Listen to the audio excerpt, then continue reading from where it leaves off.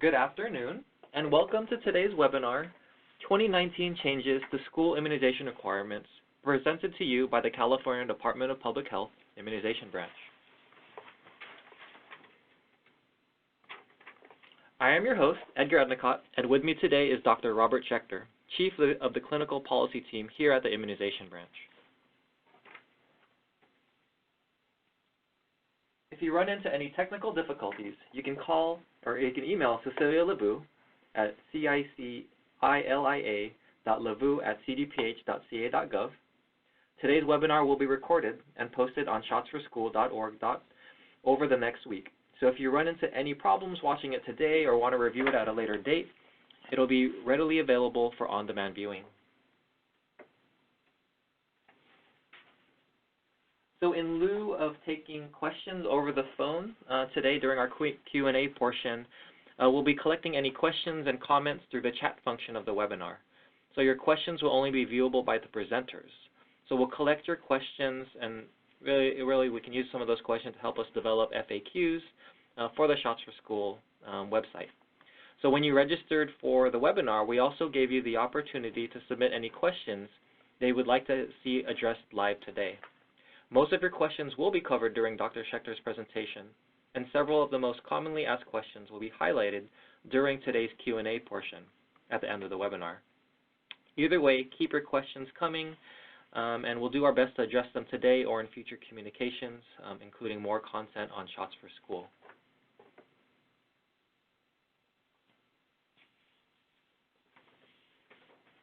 So today, Dr. Schechter will review the new 2019-2020 school immunization requirements, followed by your most frequently asked questions. Thanks again for joining us today, and I'll hand the ball over to Dr. Schechter for today's talk. Thank you, Edgar, and good afternoon, everybody. I hope you're doing well in these busy weeks leading up to the holiday break. Before talking about what's new with the school requirement regulations, I'd like to quickly review some old and ongoing aspects to the requirements. As the slide indicates, California's immunization requirements still apply before admission into a wide range of facilities, public and private facilities, all elementary and secondary schools.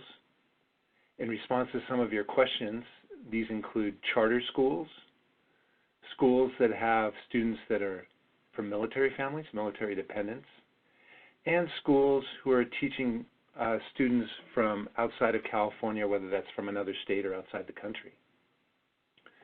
The requirements also apply to a variety of pre-kindergarten facilities, including child care centers and nursery schools.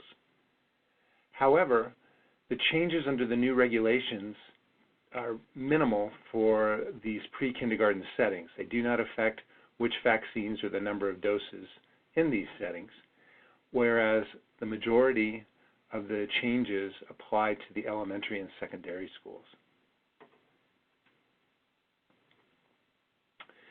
Over the last decade, the California State Legislature and Governor have changed the statutes regarding school immunization requirements through legislation.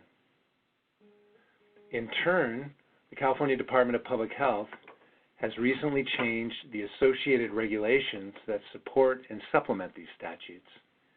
And these changes will come into effect July 1st, 2019 to apply to the 2019-2020 school year.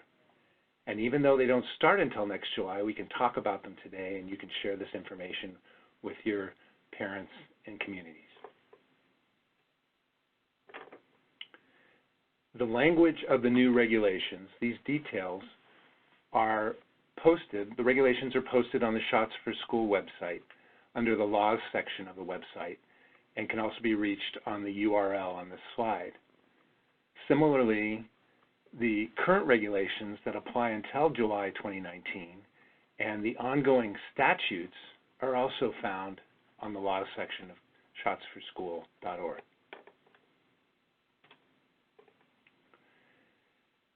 The goals of these changes to the regulations are to have the schedule reflect current national immunization recommendations and to synchronize the regulations with these changes in California statutes over the last decade.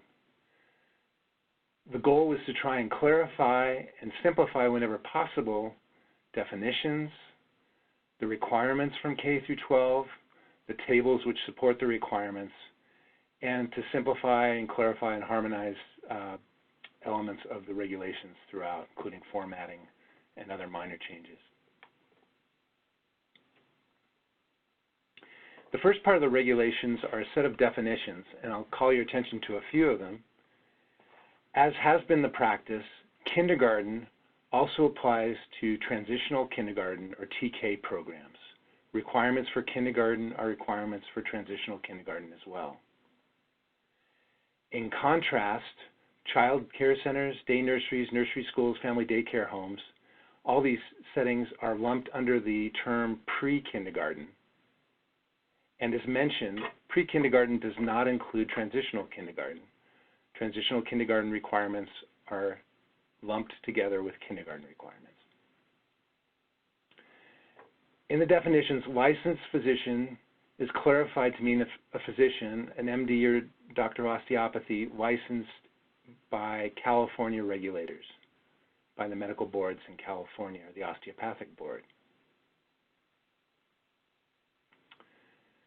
So in looking at how the requirements have changed under the new regulations, the major change is that the number of doses of varicella or chickenpox vaccine is now 2 doses to synchronize to align with U.S. recommendations over the last decade.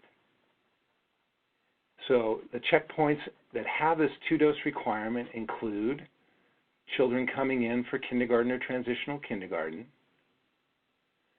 children who are coming into California schools at anywhere from kindergarten through 12, either as new admissions or transfers. And then for the next several years, there will also be a 7th grade advancement catch-up provision so that children who did not have 2 doses required when they came into kindergarten and are currently in elementary school will have that requirement when they advance to 7th grade. The regulations also reflect changes in the state law in which age and date restrictions have been removed. And this primarily applies to the requirement for mumps vaccines and for hepatitis B vaccine. Under the new regulations, children coming in anywhere from TK, K through 12 will pretty much have the same requirements at whatever age or grade. And these will include 2 doses of MMR and 3 doses of hepatitis B vaccine, except for 7th grade. So a single standard throughout the K through 12 period, where now things are change a bit depending on the vaccine and the age.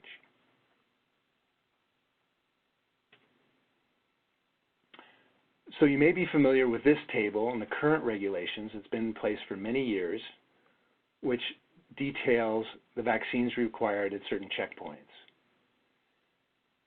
The updated version of this table under the new regulations is on the next slide and has the K through 12 admission and 7th grade advancement. Again, trying to make things as uniform and to simplify the presentation and the requirements when possible. The vaccines highlighted in yellow reflect ones where there have been slight or major changes. Next slide. So how does this new table apply to a few common checkpoints that you may be facing?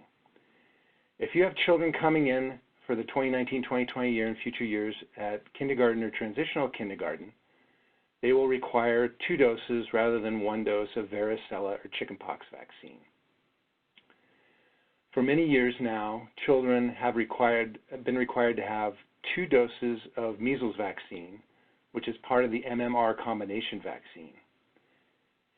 Under the new regulations, there's a requirement for 2 doses of mumps vaccine rather than 1 dose of mumps vaccine. But because children in the United States get their measles and mumps together in the MMR vaccine, this really doesn't affect most children that you'll be seeing. There may be some effect to children who've been immunized overseas, but for children who've been immunized in the United States, the current requirement was usually fulfilled through 2 doses of MMR, and that doesn't change under the new requirements. It also covers the 2-dose mumps requirement in the new regulations. For children transferring in or otherwise new admissions from grades 1 through 12, there's a few changes. As with kindergarten, 2 doses of varicella vaccine will now be required. The requirements for MMR vaccine are currently, up until 2019, variable by grade. And starting in 2019, it will be 2 doses from 1st through 12 throughout. For hepatitis B vaccine, 3 doses will be required throughout the grade span with the exception of 7th grade.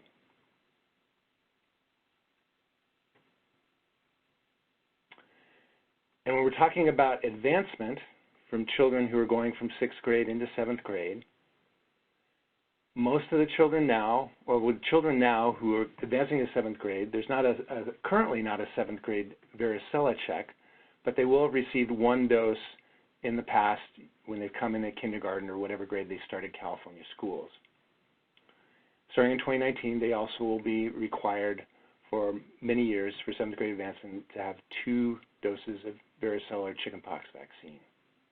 Meanwhile, the requirement for Tdap vaccine for 7th grade advancement stays the same. What is likely to be the impact of these changes to the schedule for your school and your workload? Well, as these new requirements reflect long-standing recommendations, many children have already met these new requirements. As one example, earlier this year, when one large metropolitan school district reviewed its records, its accumulative file vaccine records at the schools with the largest number of kindergarten and the schools with the largest number of 7th grade students, they found more than 95% of students already had records of 2 doses of varicella vaccine. It's possible for that less than 5% who didn't currently have those 2 doses recorded, it's possible that some of them have had a 2nd dose, but that information has not yet made it into the record. Along with that simplified table, there are some footnotes which clarify some of the details. Many of them are similar to what's in ongoing law or practice. For example, one of the footnotes reflects that if a combination vaccine is given, for example, if a 5-year-old recently received a dose of measles, mumps, rubella, and varicella vaccine, the 4-in-1 combination vaccine, that dose would apply to each of the components, to the measles requirement, the mumps requirement, the rubella requirement, and the chickenpox requirement. Many of you may be familiar with the grace period concept, and that is included in another footnote, that any vaccine administered 4 or fewer days prior to the minimum required age is considered valid.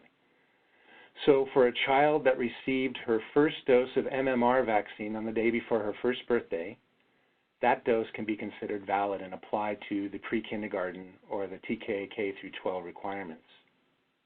However, a classmate who received his first MMR dose 5 or 6 or 7 days before that first birthday, that dose would not be considered valid and would need to be repeated.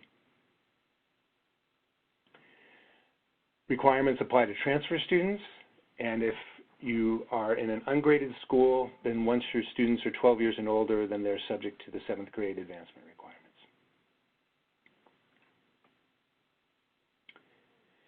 I'd like to talk for a minute about the conditional admission and conditional admission table. Conditional admission applies to students who have received some of their vaccines and who must have received all of the vaccines according to the conditional admission schedule that are possible prior to entry into school.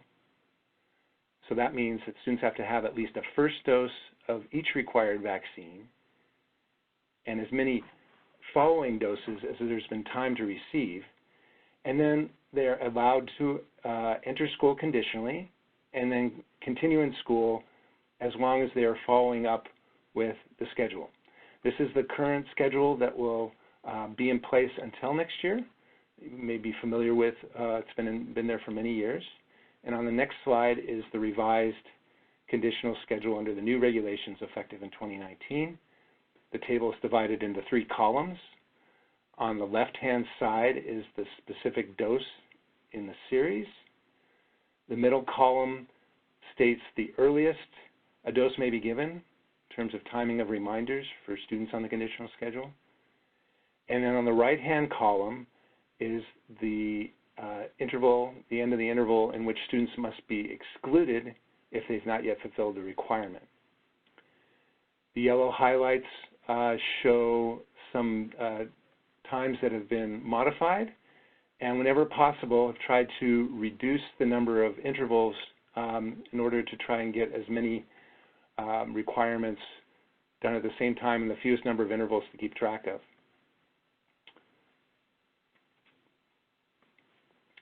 Talking about documentation, most of you are familiar with the California State Immunization Record, informally known as the Blue Card.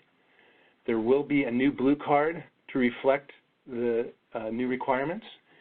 Some of the modifications on the new Blue Card include a new layout, and then for the 7th grade TDAP requirement, that's currently being documented on an upper corner of the Blue Card, either as a sticker or as a printout if you're using the California Immunization Registry or School Immunization System. And instead of being there on the new Blue Card, there's an additional row specifically for the requirement. The new regulations also state that state a set of information that has to be recorded on each student, but it doesn't specify which form has to be used. This means for your day-to-day use, you may continue to use a Blue Card, but you may also use other equivalent paper or electronic systems as long as they contain all the information that the Blue Card is asking for. This also means that you can continue to use old Blue Cards that may be around for a while on your students, or you can choose to update them through on paper or through something like the California Immunization Registry. And it's anticipated that the new Blue Card will be reflected in the Immunization Registry before the start of the next school year. This is an image of the current Blue Card showing the TDAP sticker area or printout area on the upper corner. In contrast, here's the forthcoming revised Blue Card, roughly in 3 sections. The top third is student information. The middle section contains the information, as in the old card, where you put the dates of the required vaccines, and then a bottom section that shows the status of requirements. Highlighted currently on the image are blown up are 2 sections. One is, as an example, the new TDAP section on the bottom of the required vaccine, in the bottom line of the middle section. And you can see that not only is there a place to put in the date as usual, but there's also a section, should you want to use it, where you can put in the age at which the vaccine is received. And the reason for having this optional age line is that on the right corner, the right column rather, of the form, you can see some notes on the immunization requirements. And for example, for the TDAP line, it clarifies that 1 dose given at age on or after 7 years meets the requirement. So by filling in the age when the TDAP dose was given, you can quickly check whether or not the dose fulfills the requirement. In a couple of other places on that section in the card, there are age lines as well, and that's the case where if you have a minimum age, such as for MMR, where the dose is supposed to be given on or after the first birthday, You can compare the age of the date of the dose and the age at the time of the dose with the requirement. Or for the DTaP and the polio requirements, as you may be familiar, those requirements differ if doses have been given at older ages. So the age in which later doses are given may affect how many doses are required in the series, and so there's some places to mark the age there. These are, again, meant to be helpful additions to help you more quickly check whether or not a child has fulfilled those specific requirements. On the bottom of the new blue card are three checkpoints for children: pre-kindergarten checkpoint, the K through 12 checkpoint, and the 7th grade checkpoint. And for each of those checkpoints, the same child can be, as the child ages, staff can mark whether or not the required vaccines have been received or whether follow-up is necessary.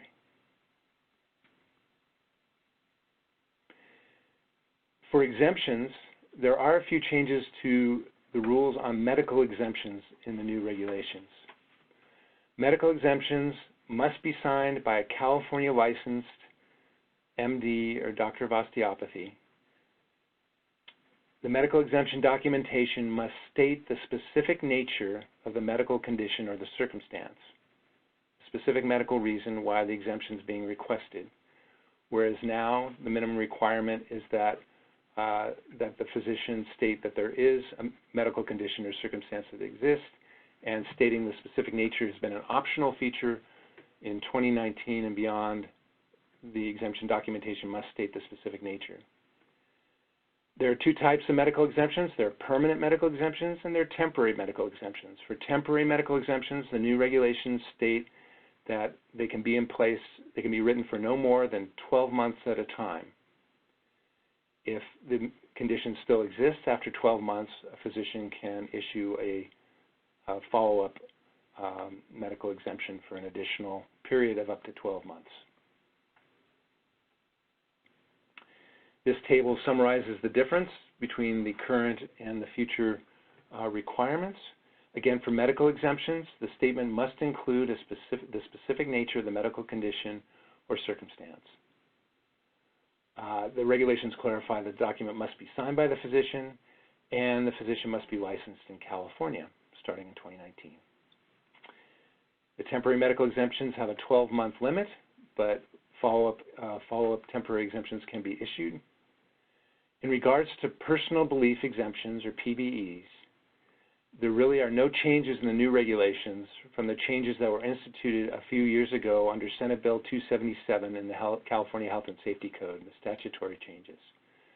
To summarize those changes, since 2016 there have been no new personal belief exemptions, and for valid personal belief exemptions filed before 2016, those exemptions are scheduled to expire when the child advances from a defined age or grade span into the next grade span. The most typical points where they expire are upon entry into transitional kindergarten or kindergarten, or upon going from 6th to 7th grade. In regards to reporting, we want to thank you very much for all the work involved in reporting to public health your schools and your facilities' immunization status for the 18-19 school year, the current school year. Thank you very much. In terms of looking ahead to future years, there are no major changes to the current procedures for reporting in future years based on the changes in the new regulations. However, there may be some additional information we'll be asking from you, including compliance with how many children have fulfilled the new varicella vaccine requirements by receiving the vaccine versus other options.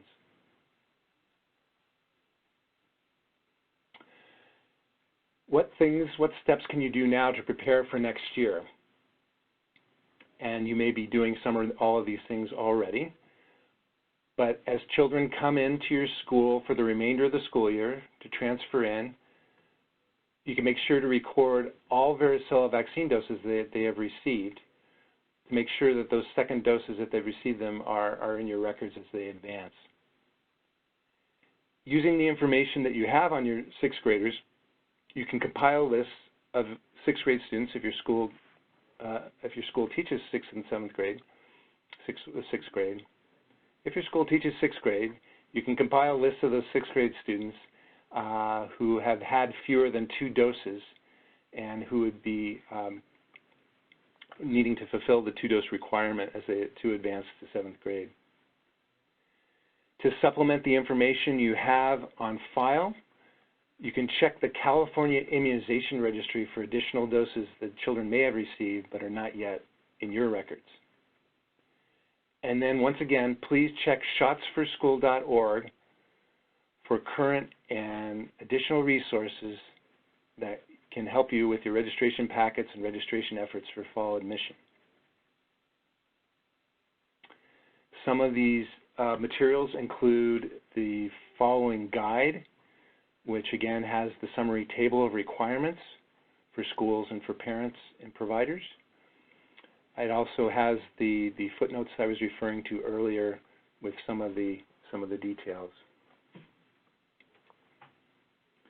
Another resource that's been posted on Shots for School are frequently asked questions regarding the new requirements and the new regulations.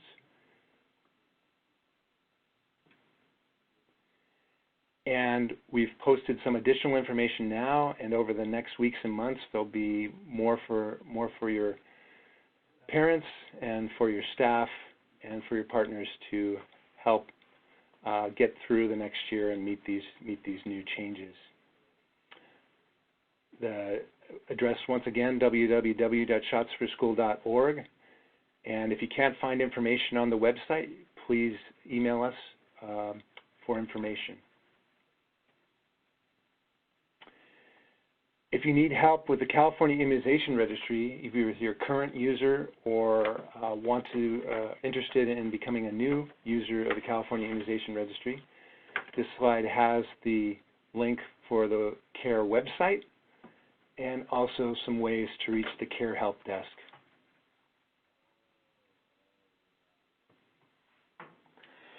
Great. Thank you very much, Dr. Schechter, and thank you to those who have submitted questions so far. We're going to be answering some of the most commonly asked questions here today, and we'll continue to collect questions and add more information on Shots for School.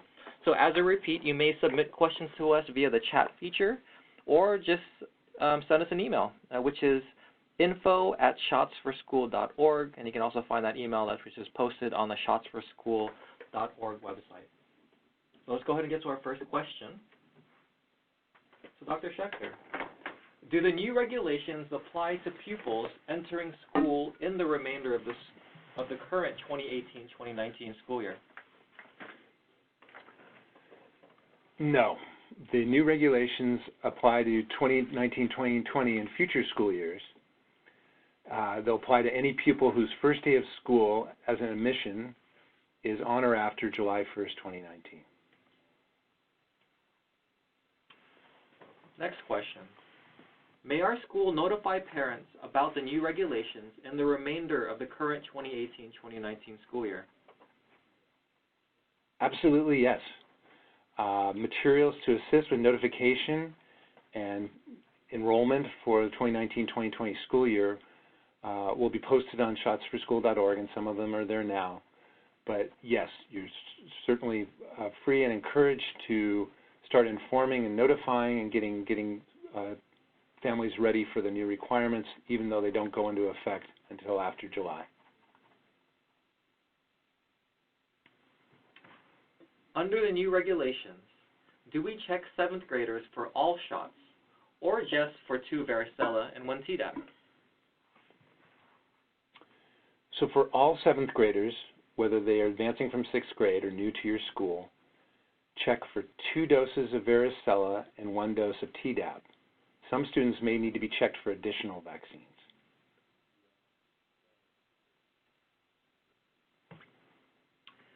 Here's a scenario question.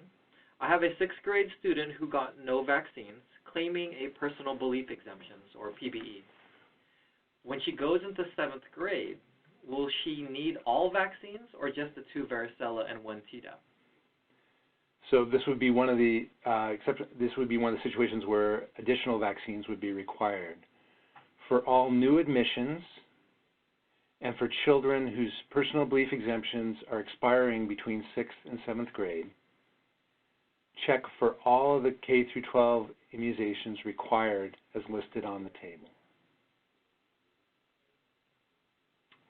What about students in transitional kindergarten, or TK? So students going into transitional kindergarten have the same requirements as kindergarten.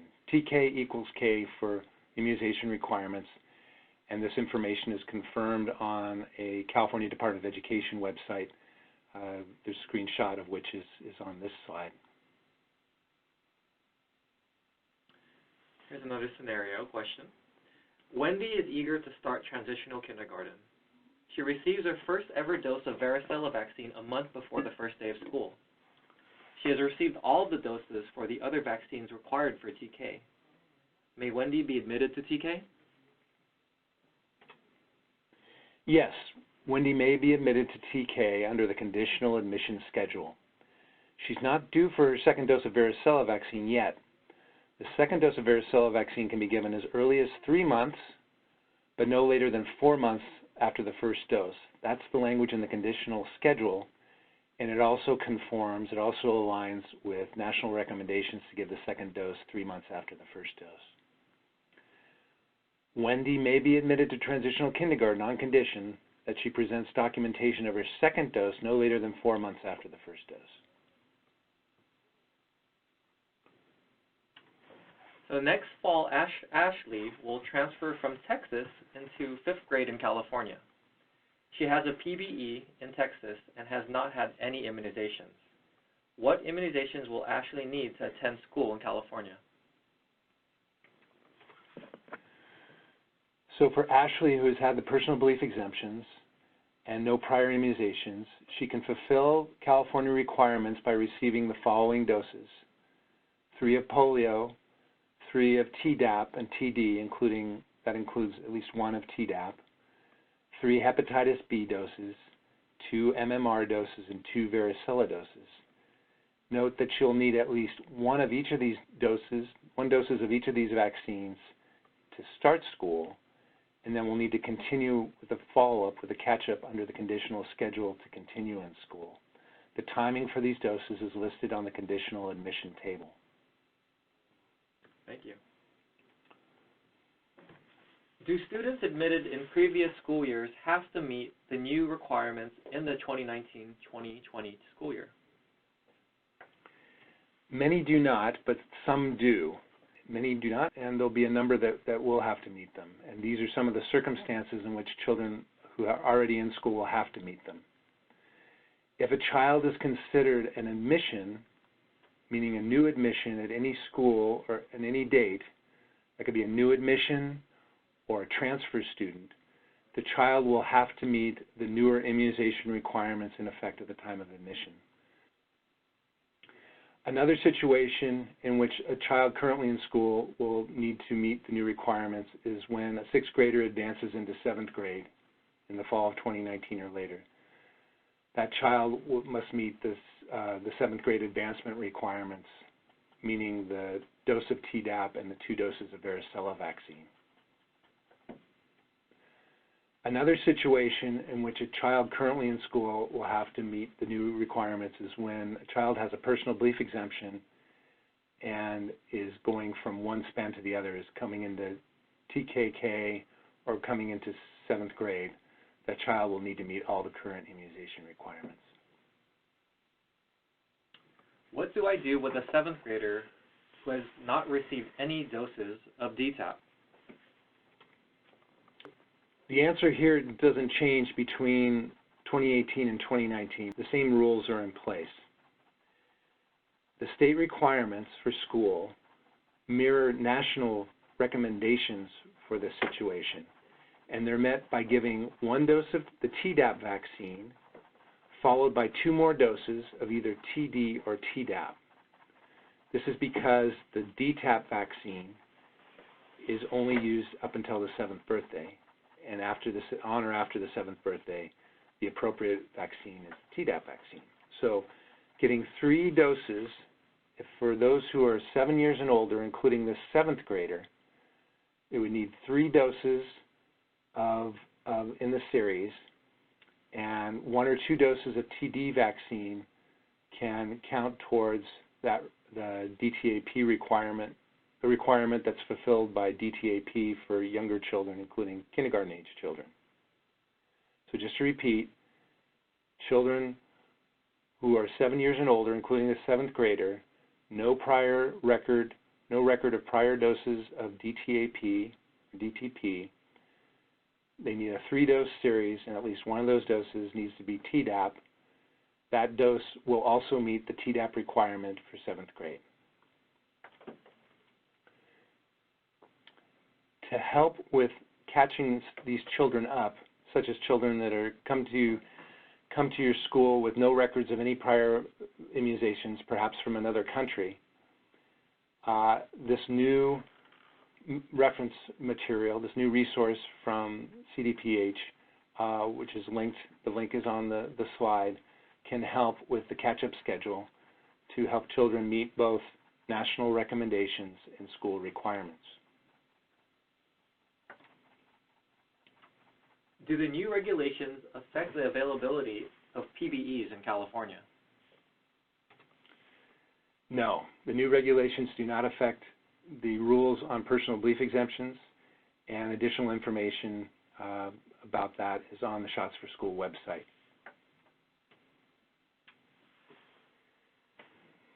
Adrian has a PBE from varicella vaccine on file, and when he entered kindergarten. Now he's completing 6th grade. Is Adrian's PBE still valid for 7th grade? No. The personal belief exemption expires after 6th grade when Adrian or Adrian goes into the 7th through 12th grade span. He's entering the new grade span, and he needs to meet the requirement for 2 doses of varicella vaccine to start 7th grade.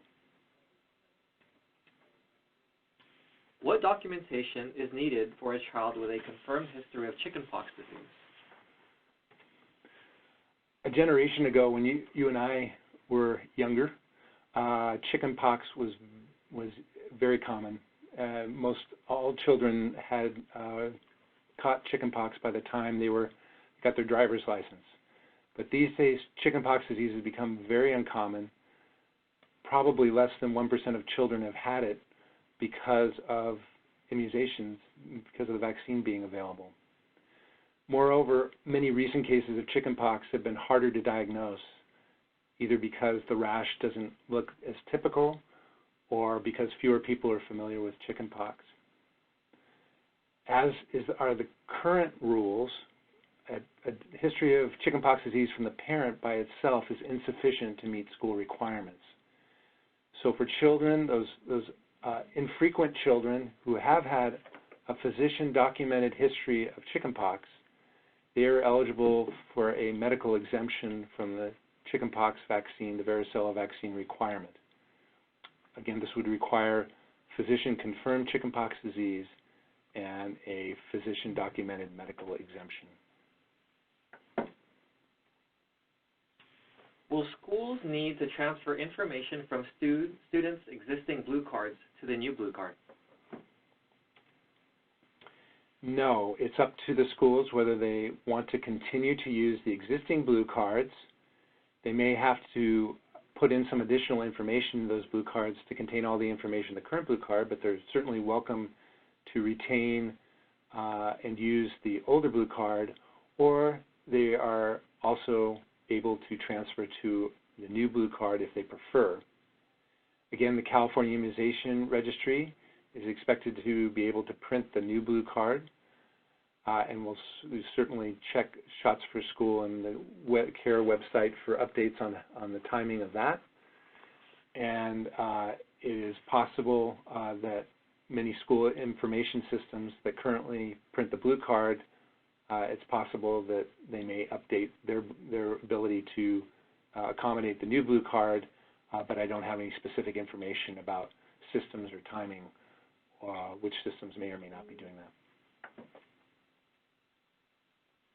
For admissions on or after July 1st, 2019, what is required for a medical exemption to a required immunization? in 2019, for students who are entering school in 2019, a medical exemption must have the following elements. Must be a signed written statement from a physician, an MD or DO licensed in California, which states the specific nature of the physical condition or medical circumstance of the child for which the physician does not recommend immunization.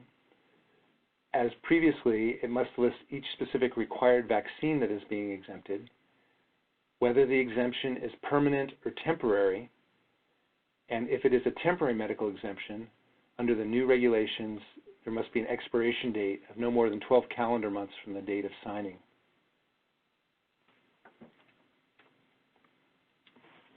Are medical exemptions issued in other states permitted under the new regulations? No. For students entering school in the 2019-2020 year and beyond, medical exemptions issued in other states are not permitted unless the issuing physician is also licensed in California, unless that documentation meets the requirements I described on the last question.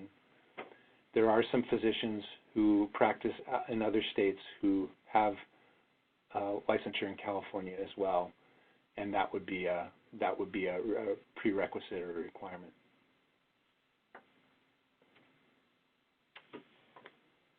Does a medical exemption filed for a child attending before July 1st, 2019 need to meet the new exemption requirements? In some cases, sometimes yes and sometimes no.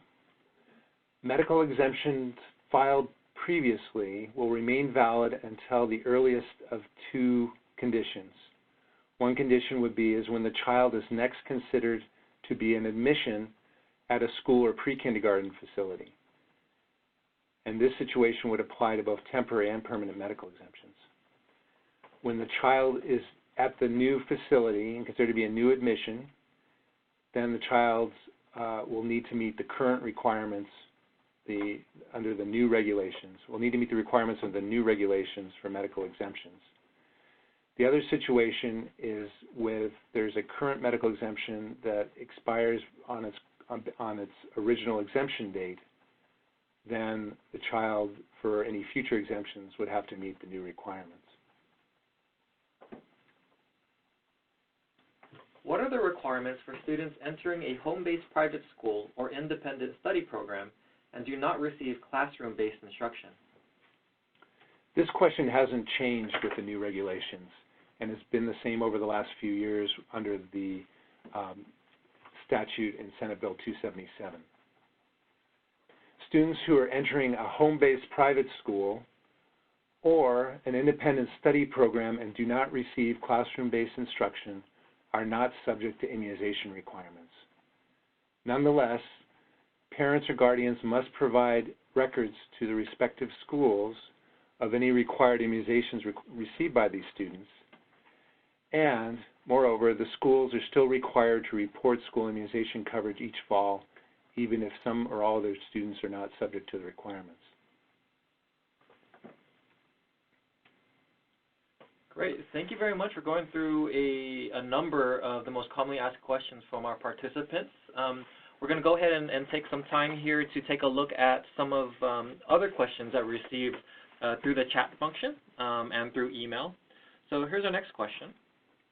For returning students in kindergarten through 6th grade, not new or transferring students, will they need to get the second varicella if they don't already have it? For returning students who are not new admissions, they can continue with their under their current record, assuming that they've met the recommendations prior to 2019. However, at the next checkpoint when they're considered a new admission or when they advance to 7th grade, so if your child is coming back to 6th grade in 2019-20 after being at the school after entering the school under the prior requirements, under the new requirements, coming back to 6th grade would not require having had 2 doses. But then as the child advances to 7th grade, would be subject to the 2-dose requirement. Or if the child moves from the current school to another school is considered a new admission, then the child would be subject to the 2-dose requirement. Okay, here's our next question coming through chat. Is the age fill-in a requirement, or will the date meet the requirement? So the age fill-in on the new blue card, which hopefully will be easier to see when you actually have the blue card, but the age fill-in is meant to be a guide or an aid to help you check and see that the timing of the dose fulfilled the details of the requirement for the specific vaccine. And here's the next one. I see that the required vaccine for DTaP, DTP also includes Tdap and TD. What will be the difference between this field and the new Tdap 7th grade field? I think this is again referring to the new blue card, which it's hard to describe without being able to see it. But the new blue card reflects that for the primary DTaP series, the vaccines that count for it depend on your age. If you're under 7 years, then the DTaP or DTP vaccine is the vaccine that fulfills the requirement. If you're 7 years and older, then the Tdap vaccine fulfills the basic requirement for entry from 1st to 12th grade. That first dose of Tdap for someone who's 7 years and older can count both for a new admission as part of the DTaP series, and will also count any dose of Tdap given at age 7 years and older also counts for the 7th grade requirement. So the new blue card lists all the different vaccines based on age that can meet the DTaP requirement, and that should be hopefully a little more straightforward to see when the card is out. So related to when the card is out, the next question is, when will the new blue card be available? So CDPH is planning to post the electronic version of the cards shortly on Shots for School. Are there any changes specific to homeless or foster children? No, the rules pertaining to homeless and foster care children remain the same. For example, under the McKinney-Vento federal homeless law, children who are homeless are able to start school even if their records of immunization from their prior school are not yet available. However, once those homeless children have been admitted to school, they are still subject to California state immunization requirements.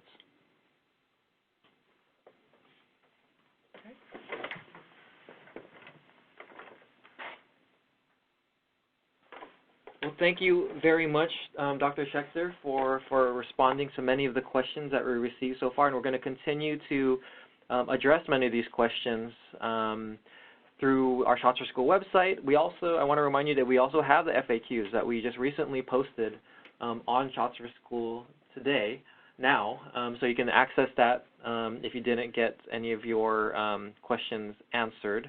You can also continue to send us questions at info@shotsforschool.org. So we do want to honor the valuable time that you took to participate.